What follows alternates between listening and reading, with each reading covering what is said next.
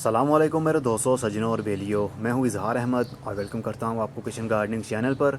और उम्मीद भी रखता हूं कि आप सब लोग खैरियत से होंगे, फिटफाट होंगे, अच्छे अच्छे ऐसे कामों में खूब अच्छे से बिजी होंगे। आज मैं बात करने वाला हूं मुराया प्लांट पर, जिसको लोकल ज़ुबान में मरवा बोलते हैं। ये 10 पौधे मैं दिसंबर के महीने में लेकर आया था, जो कि पॉलीथीन बैग के अंदर लगे हुए थे। लाने के बाद मैंने इनको प्लास्टिक के 5 इंच के गमलों के अंदर शिफ्ट कर दिया और अब इनकी ग्रोथ अच्छी चल रही है। आज इस पौधे की केयर के बारे में हम बात करेंगे। मुराया प्लांट 2 टाइप के होते हैं, एक मेल और एक फ़ीमेल। लोकल ज़ुबान में एक को मरवा और एक को मरवी कहते हैं। मरवा मतलब मेल पौधा एक दरख्त बन जाता है और उसके पत्तों का साइज़ भी बड़ा होता है, लेकिन उसको फूल कम लगते हैं। और मरवी मतलब फ़ीमेल, इसकी हाइट छोटी होती है, ये ड्वार्फ पौधा होता है। इसके पत्तों का साइज़ भी छोटा होता है, लेकिन इसको फूल ज़्यादा लगते हैं और लॉन्ग समर तक चलते ही रहते हैं। ये पौधा झाड़ी बन जाता है। ये कंप्लीट आउटडोर प्लांट है। घर के बाहर अपने गार्डन को कवर करने के लिए, दीवार बनाने के लिए इसको यूज़ किया जाता है। हैज बनाने के लिए, बाड़ बनाने के लिए, बाउंड्री बनाने के लिए और पौधों की एक दीवार बनाने के लिए, अपने गार्डन को कवर करने के लिए इसको यूज़ में लाया जाता है। लैंडस्केपिंग में इसका बहुत ही यूज़ होता है और इस पौधे को मुख्तलिफ शेप भी दी जाती है। कोई ना कोई सूरत इसको दे दी जाती है, क्योंकि इसकी ग्रोथ बहुत ही जल्दी बढ़ती है। मतलब मरवी पौधे की जो फीमेल होता है, जैसा कि आप देख रहे हैं। ये मेरे पास 10 पौधे हैं और 10 के 10 ही फीमेल हैं, क्योंकि इनको फ्लावरिंग ज़्यादा होती है। इसको फ्लावरिंग ज़्यादातर गर्मी के दिनों में ही होती है।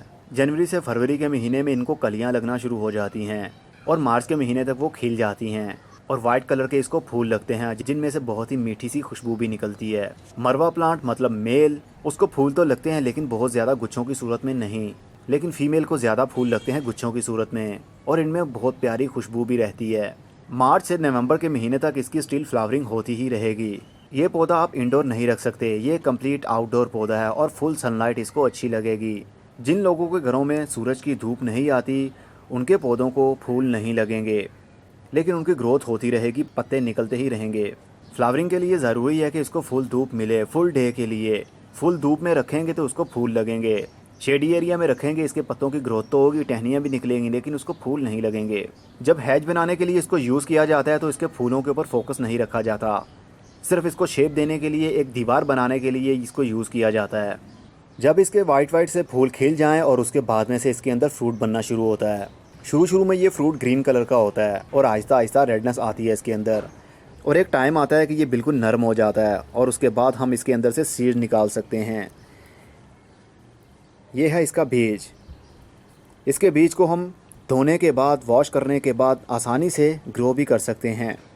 एक प्लांट से आपके पास कितने प्लांट हो सकते हैं, बहुत ही इजी टू ग्रो होता है ये बीज से।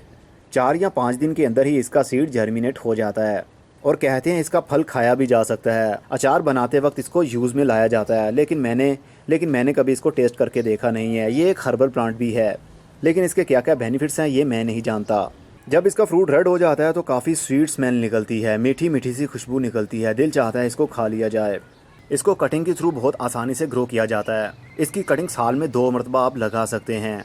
बाहर के दिनों में मतलब फरवरी के महीने में इसकी कटिंग लगाई जाती है, जो मार्च के महीने तक इसकी ग्रोथ शुरू हो जाती है, और उसके बाद बरसात के दिनों में पूरा अगस्त का महीना कभी भी आप इसकी कटिंग लगा सकते हैं। कटिंग की ग्रोथ के लिए वैसे भी ह्यूमिडिटी मतलब नमी चाहिए होती है, जो कि अगस्त के महीने में अच्छी होती है। 4 इंच की इसकी यंगर शूट लीजिए, जिस तरह अभी आपको दिख रही है। 2 इंच मिट्टी के अंदर लगाइए और 2 इंच मिट्टी से बाहर रखिए। जो एरिया मिट्टी के अंदर जाए उसके साथ कोई भी टहनी या पत्ता नहीं होना चाहिए, नहीं तो फंगस लग जाएगा और कटिंग आपकी कामयाब नहीं हो पाएगी। कटिंग लगाने के लिए और सीडलिंग करने के लिए जो सॉइल यूज़ की जाती है, उसके अंदर 50% कोकोपीट और 50% मिट्टी, दोनों चीज़ों को अच्छे तरीके से मिक्सअप करने के बाद कटिंग भी उसी के अंदर लगा सकते हैं और बीज भी। मरवा प्लांट इतना हार्डी होता है कि ये जल्दी मरता नहीं है। इसकी सॉइल कंप्लीट ड्राई भी हो जाए तो भी इसको कोई प्रॉब्लम नहीं होती, और अगर ओवर वाटरिंग हो जाए तो भी ये मरता नहीं है। ये ख़रीदने पर भी काफ़ी सस्ता मिल जाता है। अब ये पौधे काफ़ी बड़े हो गए हैं। जब मैंने लिए थे पॉलीथीन बैग के अंदर लगे हुए, तो 20 रुपये की एक थैली मैंने ली थी। मे भी आपको इससे भी सस्ता मिल सकता है। मरवा प्लांट को किसी भी मिट्टी के अंदर आसानी से ग्रो किया जा सकता है, चाहे चिकनी मिट्टी हो या फिर बालू मिट्टी हो, चाहे सैंडी सॉइल हो या रोकी सॉइल हो। ये अपनी ग्रोथ अच्छे से बढ़ाना जानता है।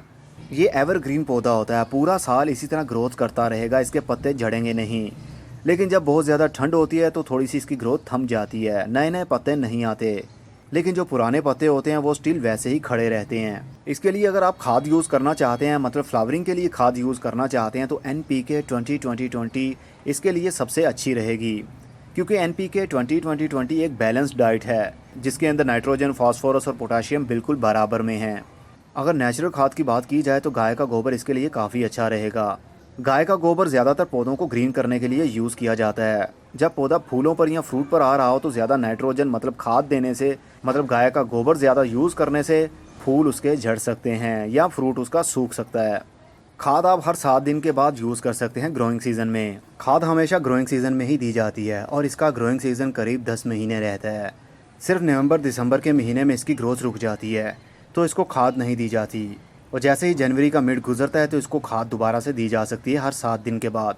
थोड़ा सा गाय का गोबर गमले के अंदर डाल दिया जाए, करीब 3 से 4 स्पून, तो काफ़ी रहते हैं। और अगर ज़मीन के अंदर ये पौधा लगा हो तो हर 7 दिन के बाद 2 से 3 मुट्ठियाँ भरकर डाल सकते हैं। मरवी प्लांट हो या मरवा प्लांट हो, ग्रोथ दोनों की सेम होती है, सीज़न भी सेम होते हैं, बस इनके पत्तों का साइज़ का फ़र्क होता है और फूलों का। मरवी को ज़्यादा फूल लगते हैं और पत्ते छोटे रहते हैं। ऐसे पौधों को ज़मीन के अंदर लगाया जाए तो अच्छा रिजल्ट मिलता है क्योंकि ये एक दरख्त बन सकता है, क्योंकि इसकी ग्रोथ बहुत जल्दी बढ़ती है। तो जाहिर सी बात है, ग्रोथ बढ़ेगी तो नीचे से जड़ें भी बढ़ेंगी। इसलिए इसको बड़े गमले के अंदर लगाया जाए या फिर ज़मीन के अंदर लगाया जाए तो अच्छा रिजल्ट मिलता है। मैंने इसको प्लास्टिक के 5 इंच के गमले के अंदर लगाया हुआ है। जैसे जैसे इसकी ज़्यादा ग्रोथ बढ़ेगी तो इसकी रूट बाउंडिंग होगी, तो इसके पत्ते भी पीले होने लगेंगे और नए पत्ते नहीं आएंगे। लेकिन इसके पत्ते जल्दी पीले होते ही नहीं हैं। इवन इसको बहुत ज़्यादा पानी भी देते हैं और इवन इसको बहुत कम पानी भी दिया जाए तो भी इसके पत्ते हरे के हरे ही रहते हैं। नए पत्ते जो ग्रोथ करते हैं वो लाइट ग्रीन कलर के होते हैं और आहिस्ता आहिस्ता जैसे जैसे वो पुराने होते हैं तो वो डार्क कलर के हो जाते हैं, लेकिन झड़ते नहीं हैं जल्दी। कई महीनों तक ये खड़े रह सकते हैं। ठंडे इलाकों में जहाँ पर बहुत ज़्यादा सर्दी पड़ती है वहाँ पर इसकी ग्रोथ बहुत ही स्लो रहेगी, लेकिन ये पौधा जल्दी मरेगा नहीं। इसको जितना ज़्यादा हाई टेम्परेचर मिलेगा इसकी ग्रोथ उतनी ही ज़्यादा और जल्दी होगी। होपफुली मरवी प्लांट और मरवा प्लांट के बारे में आपको इन्फॉर्मेशन मिल चुकी होगी। अब मैं चलता हूँ। खुदा हाफिज़, good bye, see you and tata, और अपना बहुत सा ख्याल रखिएगा।